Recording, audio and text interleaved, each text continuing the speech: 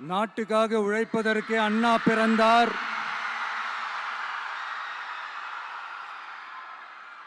பொது நலத்தில் தானே நாள் முழுக்க கண்ணா இருந்தார் அப்படின்ட்டு எம்ஜிஆர் அவர்கள் ஒரு பாட்டு ஒன்று பாடியிருக்கிறாங்க, கேட்டிருப்பீங்க. அப்படிப்பட்ட நம்ம காஞ்சி தலைவர் அறிஞர் அண்ணா அவர்கள் பிறந்த மாவட்டம் தான் இந்த காஞ்சிபுரம் மாவட்டம்.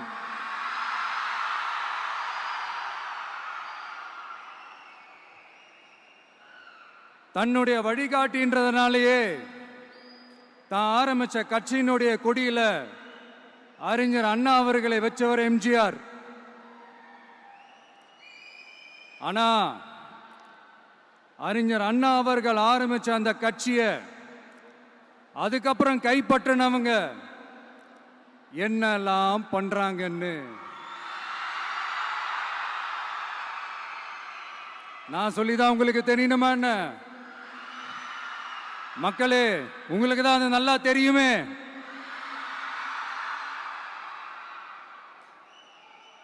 தனிப்பட்ட முறையில் எங்களுக்கும் அவங்களுக்கும் எந்த பிரச்சனையும் கிடையாதுங்க. எந்த வாய்க்கா வரப்பு தகராறுலாம் எதுவுமே கிடையாதுங்க. அப்படியே இருந்தாலும் அது நம்ம கண்டுக்கவே போறது இல்லைங்க. தனிப்பட்ட முறையில் அவங்களுக்கு வேணா நம்ம மேல வன்மத்தோட இருக்கலாங்க. ஆனா நாமெல்லாம் அப்படி கிடையவே கிடையாதுங்க. ஆனா உங்களை என்ன நம்ம எல்லாரையும் பொய் சொல்லி நம்ப வச்சு ஓட்டு போட வச்சு ஏமாத்தினாங்கல்ல,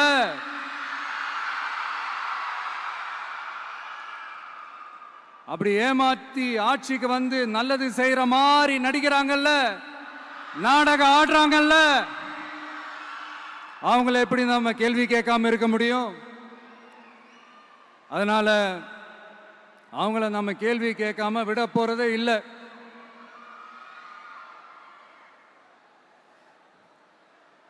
இதையே நான் காஞ்சிபுரம் மாவட்டத்தில் இருந்து நான் சொல்றேன்னா, தெரிஞ்சோ தெரியாமலோ இந்த மாவட்டத்துக்கும் நமக்கும் ஆட்டோமேட்டிக்காவே ஒரு கனெக்ஷன் ஒன்று ஏற்படுதுங்க.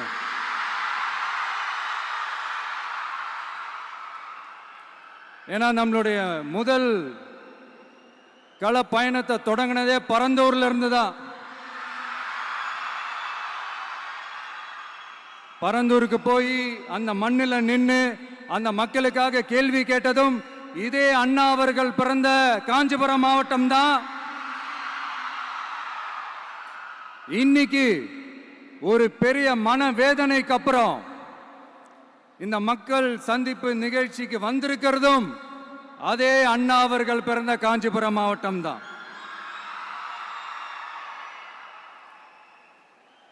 அதனால நமக்கு எல்லாமும் கொடுத்த நம்ம மக்களுக்காக எல்லா நல்லதையும் செய்யணும், அதுவும் சட்டப்பூர்வமாக செய்யணும், அங்கீகாரத்தோட செய்யணும், அதிகாரப்பூர்வமாக செய்யணும், ஒட்டுமொத்த தமிழ்நாட்டு மக்களுக்கும் செய்யணும், ஒரே மாதிரி செய்யணும், ஒரே எண்ணத்தோட செய்யணும். அந்த ஒரே லட்சியத்தோட தான் நாம் அரசியலுக்கே வந்திருக்கிறோம். அதனாலதான் மக்களிடம் செல் அப்படின்னு சொன்ன அண்ணாவை கையில் எடுத்தோம். அவங்க சொன்ன மாதிரி மக்களை நோக்கி போறோம். ஆனா மக்களிடம் செல்னு சொன்ன அண்ணாவை மறந்தது யாரு?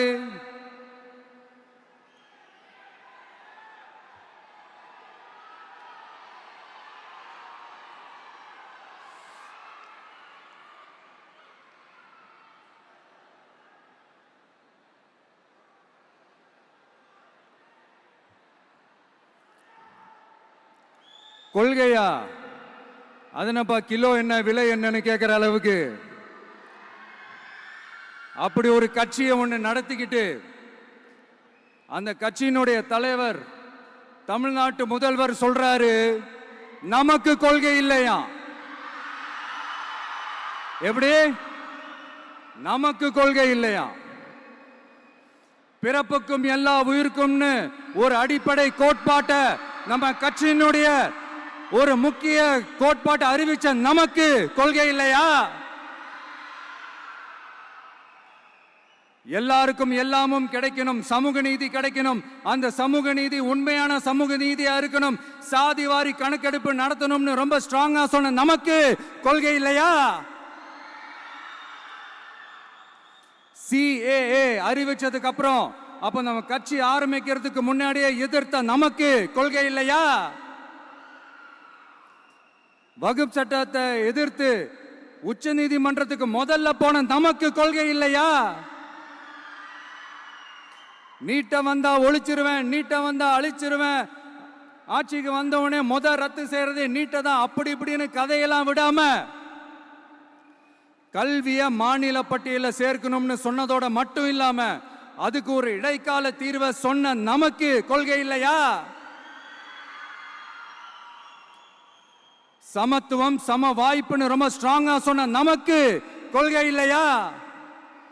இப்படி கொள்கையை வெறும் பேச்சில மட்டுமே பேசிக்கிட்டு எல்லா கொள்கையும் அண்டர் கிரவுண்ட்ல அடக்கி வச்சுக்கிட்டு என்னமோ இவங்களுக்கு மட்டும்தான் எல்லா கொள்கையும் குத்தகைக்கு எடுத்த மாதிரி.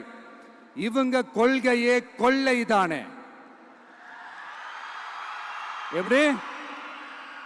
இவங்க கொள்கையே கொள்ளை தானே. இதெல்லாம் மக்களுக்கு யாருக்கும் தெரியாதுன்னு நினைச்சிட்டு இருக்கீங்களா?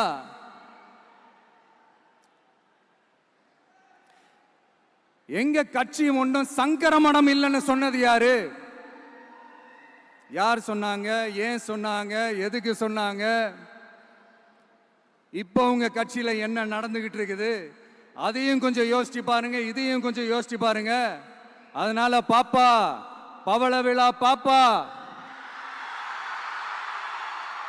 நீ பாசாங்கு காட்டாத பாப்பா. நீ நல்லவர்கள் போல் நடிப்பதை பார்த்து நாடே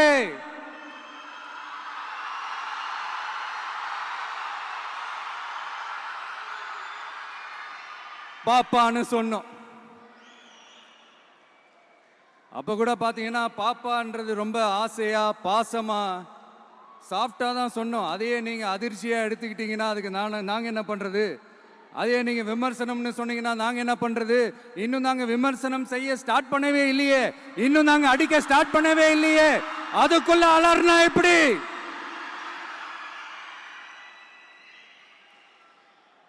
அதனால உங்க அரசவை புலவர்கள் யாராவது இருந்தாங்கன்னா கர்ச்சீஃப் எடுத்து அவங்க கண்ணீரை துடைத்து விடுங்கள். சரி, அது அவங்க பிரச்சனை, அவங்க பார்த்துக்கிட்டோம். நமக்கு எப்பவுமே மக்கள் தாங்க, மக்களுடைய பிரச்சனை பத்தி பேசுறது தான். இன்னைக்கு நம்ம காஞ்சிபுரம் மாவட்டத்துக்கு வந்திருக்கிறோம். இங்க மக்கள் ஃபேஸ் பண்ற அந்த பிரச்சனையை பத்தி நம்ம பேசி ஆகணும்.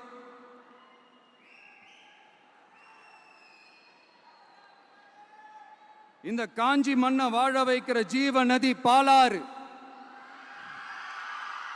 உயிர் நதி பாலாறு. இந்த மக்களோட உயிரோடவும் ரத்தத்தோடும் கலந்து ஓடுவது பாலாறு. அந்த பாலாறை இன்னைக்கு பெரியார் பெயரையும் அண்ணா பெயரையும் சும்மா பேருக்கு வச்சுக்கிட்டு ஆட்சி நடத்துறவங்க என்ன பண்றாங்க தெரியும்ல? சுரண்டிட்டாங்க, கொள்ளையடிச்சிட்டாங்க, நாசம் பண்ணிட்டாங்க, மோசம் பண்ணிட்டாங்கன்னு இன்னும் என்ன வேணாலும் சொல்லலாம். ஆக மொத்தம் அழிச்சிட்டாங்க. இதை நான் ஏதோ போற போக்கில் ஏதோ அடிச்சு விடலங்க, ஆதாரத்தோட தான் சொல்றேன். அனுமதிக்கப்பட்ட அந்த லெவலை தாண்டி 22,70,000 யூனிட் மணலை கொள்ளையடிச்சிருக்கிறாங்க. ஆக மொத்தம் இதுல அவங்க அடிச்ச கொள்ளை எவ்வளவு தெரியுமா? ரொம்பலாம் இல்ல, கம்மி தான். 4,730 கோடி. கம்மி தான் இல்ல? இதுக்கெல்லாம் அவங்க ஆதாரம்லாம் கேட்க முடியாது. ஏன்னா இந்த ஆதாரம்லாம் ஆல்ரெடி கோர்ட்ல இருக்குது, அமலாக்கத்துறை டிபார்ட்மெண்ட்ல இருக்குது. அந்த டிபார்ட்மெண்ட்ல வேலை செஞ்ச சில நல்லவர்கள் அவங்க அடிச்ச அந்த கொள்ளையெல்லாம் தாங்க முடியாம வெளியில சொன்ன அந்த ஆதாரங்கள் இதெல்லாம் சம்பந்தப்பட்டவங்களுக்கு இன்னும் நல்லாவே தெரியும். அதனால இது சம்பந்தமா ஆதாரங்களை கொடுலாம் அவங்க கேட்க முடியாது.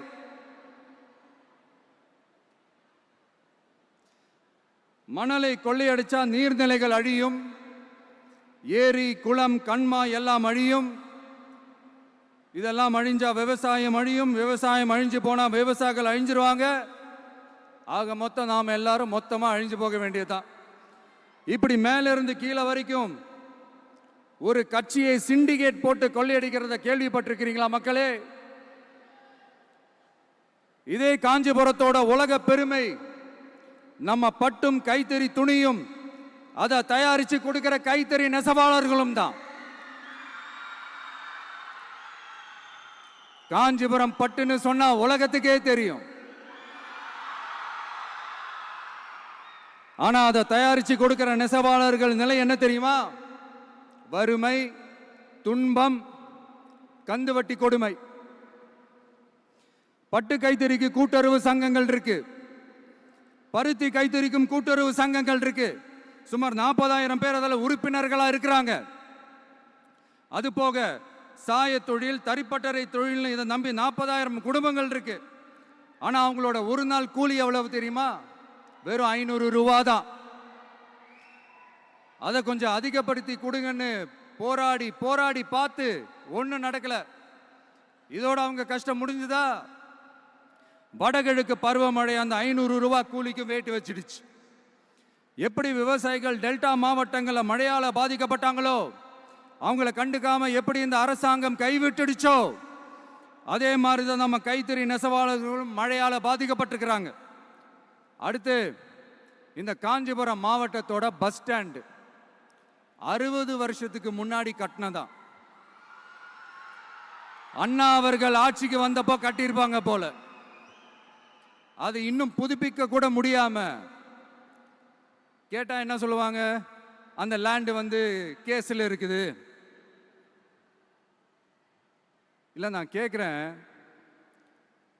ஒரு கவர்மெண்ட்னால வேற ஒரு நல்ல இடத்தை தேர்வு செஞ்சு ஒரு பஸ் ஸ்டாண்ட் கட்டி தர முடியாதா?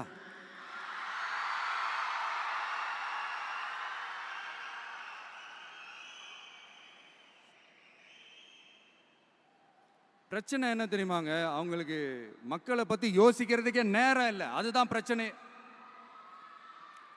அடுத்து பாலாஜாபாத் பக்கத்துல அவலூர் ஏரி இருக்கு. அது பாலாற்றை விட உயரமா இருக்கு. அதனால என்ன ஆகுதுன்னா, ஆத்து தண்ணி ஏரிக்கு போக முடியாம போயிடுது. அதை சரி பண்ணி அந்த இடத்துல ஒரு தடுப்பணையை கட்டினா ஏரி நிறைய தண்ணி நிற்கும். அப்படி நின்னா அவலூர் மட்டும் இல்ல, ஆசூர் உட்பட இன்னும் எத்தனை கிராமங்கள், எத்தனை ஆயிரம் ஏக்கர் விவசாயம் நல்லா நடக்கும். இதுக்கு இன்னும் எத்தனை வருஷம் மக்கள் கோரிக்கை கொடுக்கணும், மக்கள் போராடணும். இந்த பிரச்சனையெல்லாம் இருக்கிற அதே காஞ்சிபுரம் மாவட்டத்தில் தான் பரந்தூர் ஏர்போர்ட் கட்டுற பிரச்சனையும் இருக்குது. அந்த பிரச்சனையில கண்டிப்பா நாங்க விவசாயிகள் பக்கம் தான் நிற்போம். அதுல எந்த மாற்று கருத்துமே கிடையாது. இந்த கவர்மெண்ட் பரந்தூர் விவகாரத்தில் எங்களுக்கோ இல்ல விவசாயிகளுக்கோ எந்த விதமான காரணங்கள் சொல்லி எஸ்கேப் ஆகவே முடியாது. இப்படி மக்களுக்காக மக்களோட பிரச்சனைகளை எடுத்து பேசுறதுனால இப்போ ஆட்சியில் இருக்கிறவங்களுக்கு நம்ம மேல ஒரு ஆத்திரம் வரத்தானே செய்யும். அதனால தான் நீங்க பாத்தீங்கன்னா சட்டசபையில் ஆரம்பிச்சு ஒரு சாதாரண நிகழ்ச்சி வரைக்கும் எல்லா மேடையிலையும் மேடைக்கு மேடை டிவிக்கே தான். டிவிக்கே அவதூறு, அவதூறு டிவிக்கே, டிவிக்கே அவதூறு, அவதூறு டிவிக்கே. இதுக்கெல்லாம் கண்டிப்பா நாங்க பதில் சொல்லுவோம், சொல்லாமலாம் இருக்க மாட்டோம். இப்ப கூட கரூரை பத்தி பேசுவேன்னு எதிர்பார்த்திருப்பாங்க. அதை நான் கொஞ்சம் அப்புறமா பேசுறேன். பட் இப்போ நம்மளுடைய விஷன் என்னன்னு சொல்லணும்னு நான் கொஞ்சம் ஆசைப்படுறேன். நம்ம ஆட்சிக்கு வந்தா, அது என்ன வந்தா,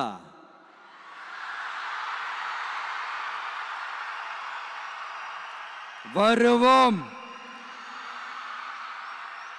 மக்கள் கண்டிப்பா நம்மளை வர வைப்பாங்க. மக்களுக்கான ஆட்சியை மக்களே விரும்பி வர வைக்கத்தானே செய்வாங்க. அப்படி மக்களால் அமைக்கப்பட போற நம் ஆட்சியில நம்ம என்ன செய்ய போறோம்ன்றது அதுக்கான அந்த தேர்தல் அறிக்கையில அதுக்கான விளக்கத்தை டெஃபினட்டா கொடுப்போம். பட் அதுக்கு முன்னாடி ஒரு சின்னதா லைட்டா நான் கொஞ்சம் அதை சொல்லணும்னு ஆசைப்படுறேன். எல்லாருக்கும் நிரந்தரமான வீடு இருக்கணும்.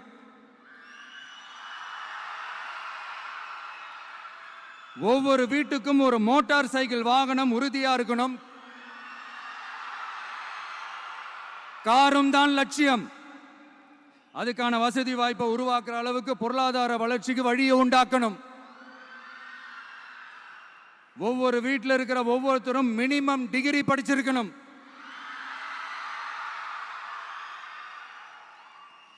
ஒவ்வொரு வீட்லையும் குறைந்தபட்சம் ஒருத்தருக்கு நிரந்தர வருமானம் கிடைக்கணும். அதுக்கான வேலை வாய்ப்பை உருவாக்கணும். அதுக்கு தகுந்த மாதிரி கல்வியில பாடத்திட்டத்தில் சீர்திருத்தம் செய்யணும். கவர்மெண்ட் ஹாஸ்பிட்டல்ஸுக்கு மக்கள் எல்லாரும் பயம் இல்லாம நம்பி போற மாதிரி மாத்தணும்.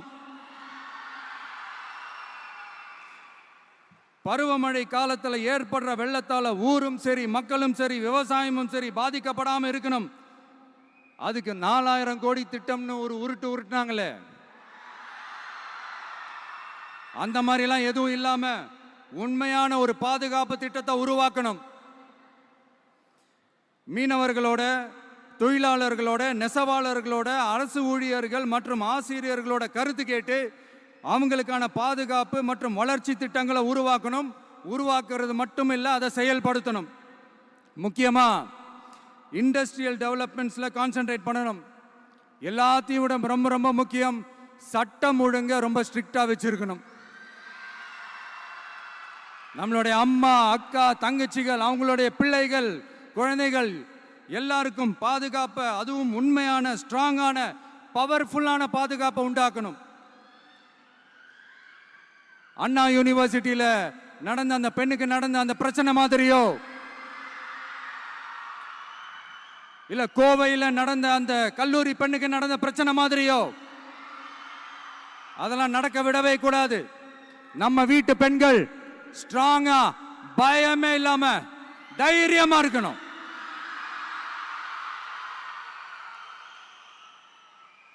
இதை எப்படி செயல்படுத்த போறோன்றது முன்னாடி சொன்ன மாதிரி நம்மளுடைய தேர்தல் அறிக்கையில் அதுக்கான விளக்கத்தை ரொம்ப டீட்டெயில்டாக கொடுப்போம்.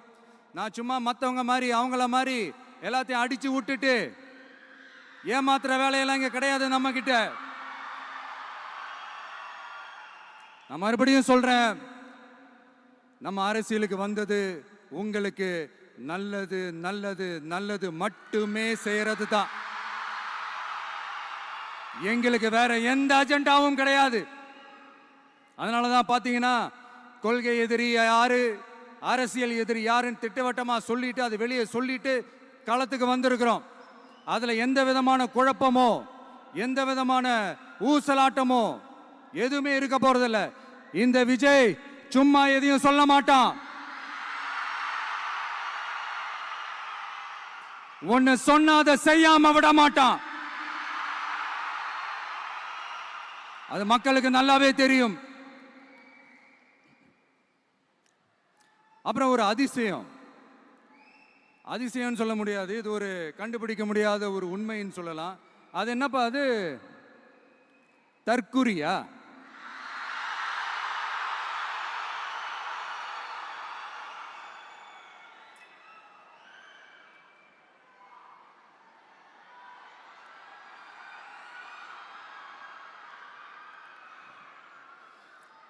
நம்ம டிவிகேக்கு சப்போர்ட் பண்ற கோடிக்கணக்கான லட்சக்கணக்கான மக்கள், நம்மளுடைய நண்பிகள், நம்மளுடைய ஜென்சி கிட்ஸ் எல்லாரையும் தற்குறிகள்னு சொல்லி வாங்கி கட்டிக்கிட்டு இப்போ அவங்களாம் தற்குறி எல்லாம் கிடையாது, அப்படிலாம் அவங்கள கூப்பிடாதீங்க, அவங்க சங்கிகள்லாம் கிடையாது, அப்படிலாம் அவங்கள கூப்பிடாதீங்கன்னு சொல்லி ஒரு குரல். யாருடா அந்த குரல் அப்படின்னு பார்த்தா, இப்ப ரீசெண்டா அறிவு திருவிழான்னு ஒண்ணு நடத்தினாங்கல்ல, சாரி அவதூறு திருவிழா. அதுல அவங்க தலைமையே குழப்புற மாதிரி, அறிவு கண்ணை திறந்து வைக்கிற மாதிரி ஒருத்தர் பேசியிருக்கிறார். அவர் யாருன்னா அது அவங்களோட எம்எல்ஏவே. அந்த எம்எல்ஏ யாருன்னா நம்மளுடைய கொள்கை தலைவர்கள் ஒருத்தரான மக்கள் சேவகர் அஞ்சலை அம்மாளோட சொந்தக்காரர். என்னடா இது இப்படி ஆகி போச்சு, டிவிகேக்கு சப்போர்ட் பண்ற மாதிரி நம்ம கட்சியிலேருந்தே ஒரு குரல் வருதுன்னு சொல்லி தலைமையில் ஃபுல்லா கன்ஃபியூஷன். அந்த கன்ஃபியூஷன் இதோட நிக்காது. அந்த ஆதரவு குரல் ஒரு வீடு விடாம, ஒரு இடம் விடாம, எல்லா இடத்துலயும், எல்லா வீட்லயும் இன்னும் பலமா எதிரொலிக்குதான் இல்லையான்னு பாருங்க. சும்மா பிளாஸ்ட் தான்.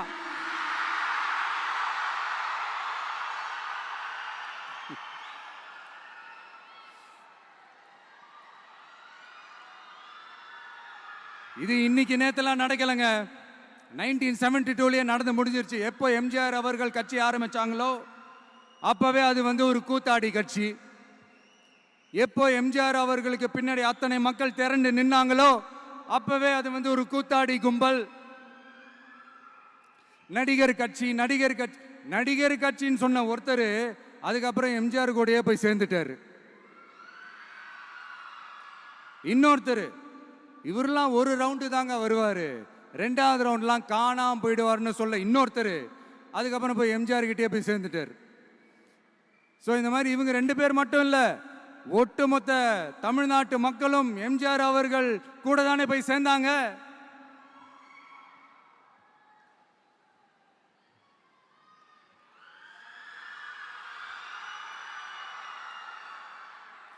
அதனால இது வரலாறு.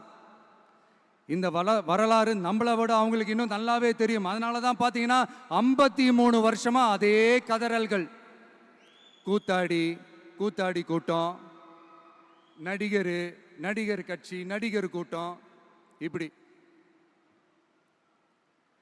மர்மயோகின்ற ஒரு படத்துல அவருடைய கேரக்டர் பேர் கரிகாலன். அதுல ஒரு சூப்பர் டயலாக் ஒன்று சொல்லியிருப்பாரு. குறி வைத்தால் தவற மாட்டேன், தவறுமானால் குறியே வைக்க மாட்டேன்.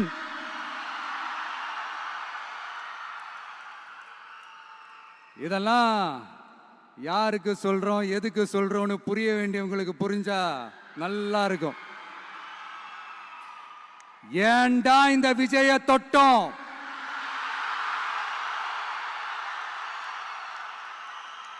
ஏண்டா விஜய் கூட இருக்கிற அந்த மக்களை தொட்டோம் நினைச்சு ஃபீல் பண்ண போறீங்க.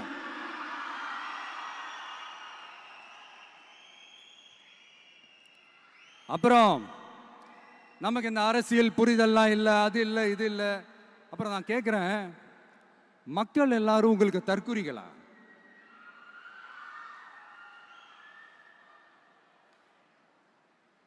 அதே மக்களோட ஓட்டு வாங்க போற நாம தற்குறிகள்னா அப்ப இவ்வளவு நாள் அதே மக்கள் கிட்ட இருந்தானே நீங்க ஓட்டு வாங்கிட்டு இருந்தீங்க. அப்ப நீங்க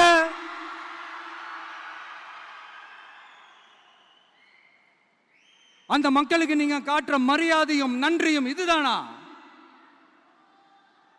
ஒண்ணு மட்டும் சொல்றேன், எழுதி வச்சுக்கோங்க. இந்த தற்குறின்னு சொல்றீங்கல்ல, இந்த தற்குறிகள்லாம் ஒன்னா சேர்ந்துதான் வாழ்நாள் பூரா விடையை கண்டுபிடிக்காத முடியாத அளவுக்கு உங்க அரசியலே ஒரு கேள்விக்குறியாக்க போறாங்க.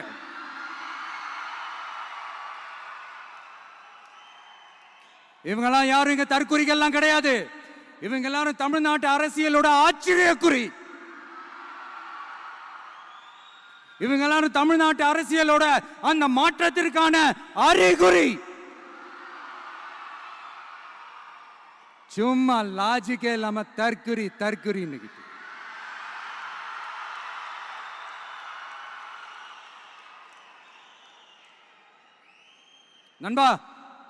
நண்பி,